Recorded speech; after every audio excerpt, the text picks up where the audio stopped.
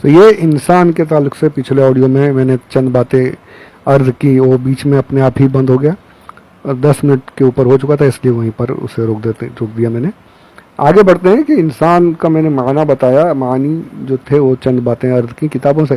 اب یہ انسان کہنا کیا فرمایا گیا؟ وَمِنَ النَّاسِ مَن يَقُولُ، من الناس، عبداللہ ابن ابی سردار تھا نا اپنے قبیلے میں، سردار نہیں فرمایا گیا، سرداروں میں سے کچھ لوگ ایسا کہتے ہیں۔ یہاں پر کیا وَمِنَ النَّاسِ یعنی انسانوں میں سے کچھ لوگ، وَمِنَ النَّاسِ مَن يَقُولُ، مَن يَقُولُ کچھ لوگ جو ہیں، من الناس انسانوں میں سے کچھ لوگ ایسا کہتے ہیں، انسانوں میں سے کچھ لوگ کہتے ہیں، سرداروں میں سے کچھ لوگ کہتے ہیں، ایسا نہیں کہا گیا۔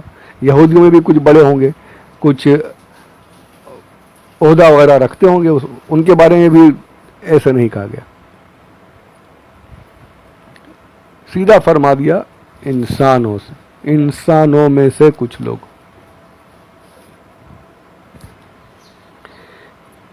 انسانوں سے فرمایا گیا، نہ ہی کسی عہدے کا ذکر کیا گیا، نہ ان کے کوئی ان کی فضیلت نہیں بیان کی گئی، سیدھا انسان، انسانوں میں سے کچھ لوگ۔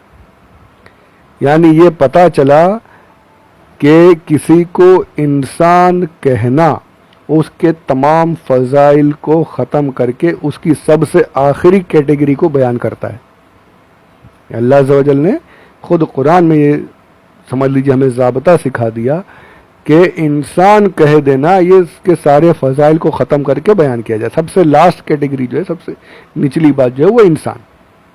اب کوئی ہمارے سامنے آئے، کوئی بڑا سمجھ لیجیے عہدے والا آ جائے، کوئی منسٹر ہی آ جائے، ایم ایل اے آ جائے، تو آپ کھڑے ہو کر ان کی مطلب ان کا استقبال کرتے ہوئے کھڑے ہوں گے اور یوں کہیں گے کہ ہمارے حلقے کے ایم ایل اے صاحب فلانے یہ ہیں وہ تشریف لا رہے ہیں۔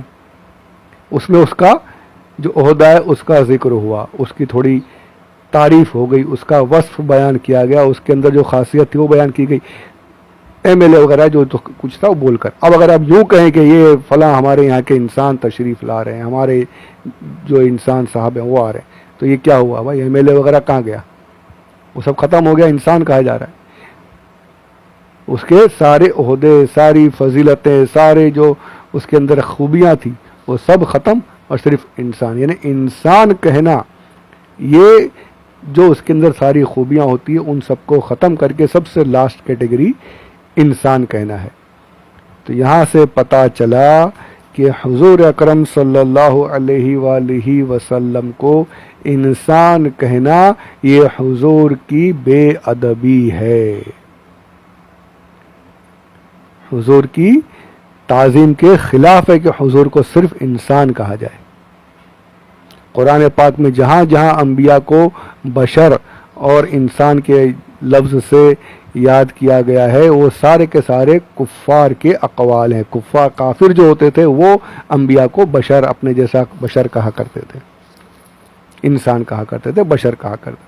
اور حضور اکرم صلی اللہ علیہ وآلہ وسلم کے بارے میں بھی آیت پاک موجود ہے، قل انما انا بشر مثلکم، سرکار کے بارے میں کہ آپ فرما دیجئے میں تمہارے جیسا بشر ہوں۔ یہاں پر اسی کے ساتھ دوسری آیت، دوسرا حصہ یہ بھی ہے کہ مجھ پر وحی نازل ہوتی ہے، صرف انسان کہہ کر بات ختم نہیں کی گئی،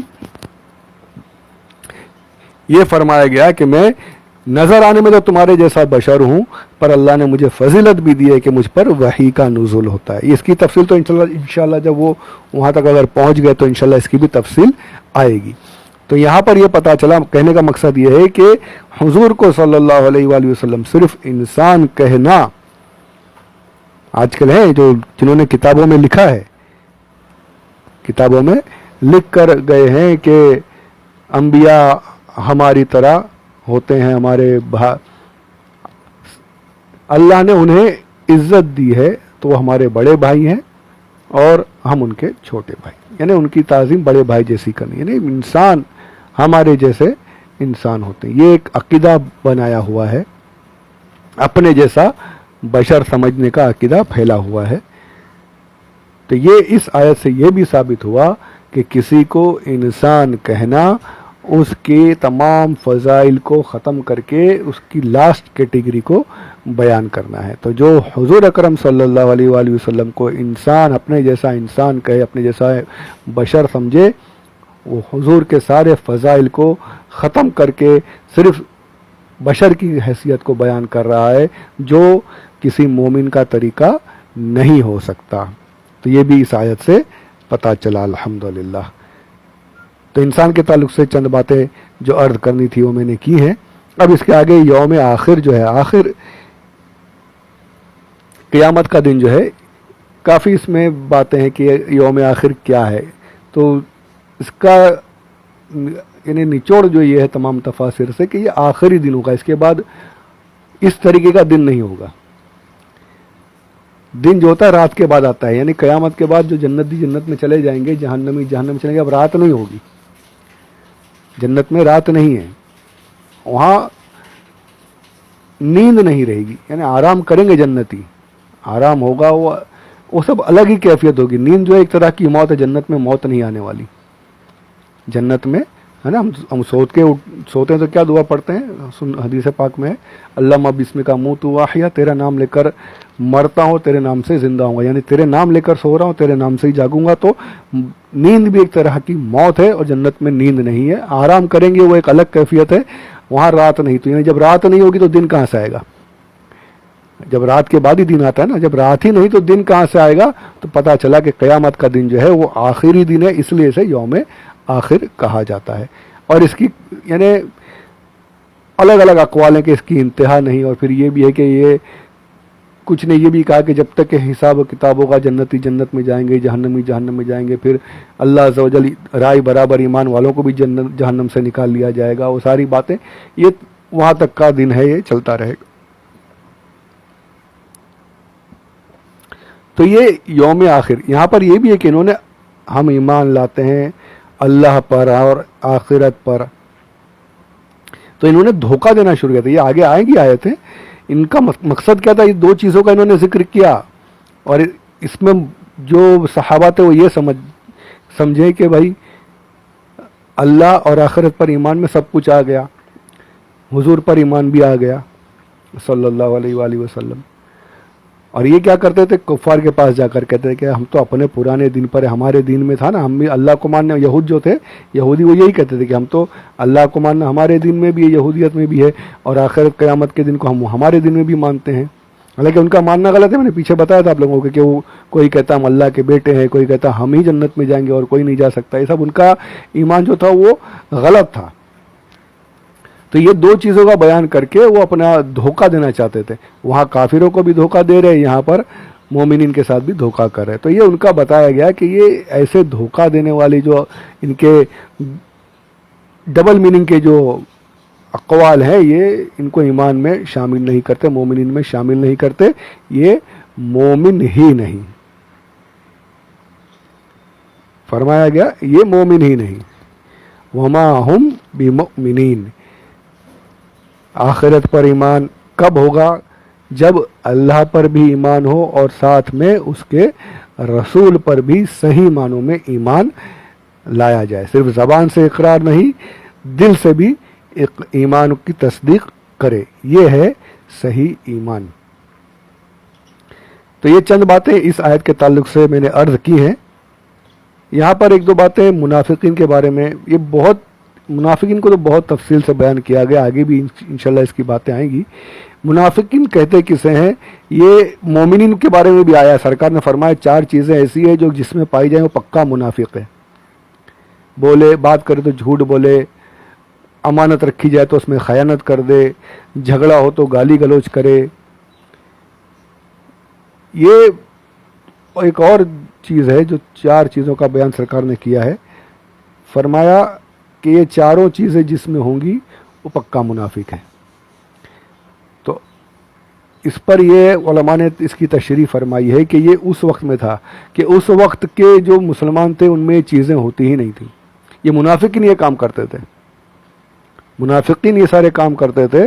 مسلمان تو سچے، امانت دار، جھگڑے سے دور، گالی گلوچ نہیں کرتے، یہ مومنین تھے اور منافقین یہ ساری چیزیں کیا کرتے تھے، تو اس لیے فرمایا گیا پکے منافقین کی علامت ہے۔ اور اس کو اگر آج کے دور میں لیا جائے تو علماء فرماتے ہیں کہ یہ ساری چیزیں اگر جس میں پائی گئی تو گویا کہ وہ منافقت کے قریب قریب پہنچ گیا۔ اعتقادی نفاق بھی ہوتا ہے، یعنی عقیدے کا نفاق، اور عمل کا بھی نفاق ہے، عمل میں بھی انسان نفاق کر سکتا ہے کہ تو یہ فرمایا گیا کہ اعتقادی نفاق جو ہے، عقیدے کا نفاق، وہ کفر ہے، یعنی کہ دل میں اسلام کے خلاف بات ہو تو وہ کفر ہے، اور اعمال میں اگر نفاق آ گیا تو وہ کفر، اسے کافر نہیں کہیں گے۔ ہاں وہ بھی بری بات ہے، وہ بھی صحیح نہیں ہے، جیسے اعمال میں ریاکاری وغیرہ شامل ہو گئی، یا جیسے یہ علامات میں نے بتائیں، یہ اگر کسی میں مومن میں آ گئی تو اسے اب کافر تو نہیں کہیں گے، لیکن یہ بھی کوئی پسندیدہ چیزیں نہیں ہے، بلکہ منافقت کے قریب قریب پہنچ جائیں گی۔ تو ان تمام چیزوں سے بچنے کی ضرورت ہے۔ منافق کہتے ہی اسے ہے کہ جو دل میں کچھ اور کہے، کچھ اور چھپائے، اور زبان سے کچھ اور بولے،